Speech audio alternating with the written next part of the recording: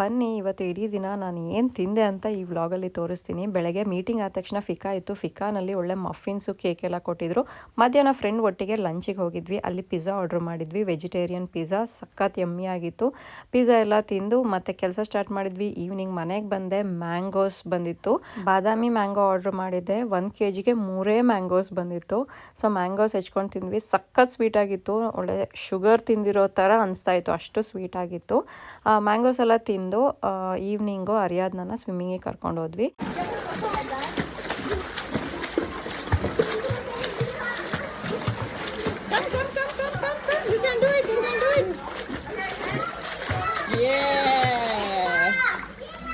Evening ಡಿನ್ನರ್ಗೆ ತುಂಬ ದಿನ ಆಯಿತು ಪಾನಿಪುರಿ ತಿಂದಿಲ್ಲ ಅಂದ್ಬಿಟ್ಟು ಪಾನಿಪುರಿ ಮಾಡಿದ್ವಿ. ಪಾನಿಪುರಿ ಅಂದರೆ ಗೋಲ್ಗೊಪ್ಪೆ ಮಾಡಿದ್ದೆ. ಈ ಸರಿ ಅರಿಯಾದ್ನಾಗೆ ಸ್ವೀಟ್ ಪಾನಿ ಕೂಡ ನಾನು ಸಪ್ರೇಟಾಗಿ ಮಾಡಿದ್ದೆ, ಡೇಟ್ಸು ಮತ್ತು ಟ್ಯಾಮ್ರಿನ್ ಹಾಕ್ಬಿಟ್ಟು. Panipuri is my favourite.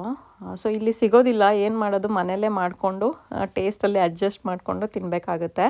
ನಾನು ಒಂದು ಕಾಲದಲ್ಲಿ ಪಿ ಜಿಯಲ್ಲಿರುವಾಗ ದಿನ 1 ಪ್ಲೇಟ್ ಪಾನಿಪುರಿ ತಿಂದೆ ಪಿ ಜಿಗೆ ಹೋಗ್ತಾಯಿದ್ದೆ ಆಫೀಸಿಂದ ಬರುವಾಗ.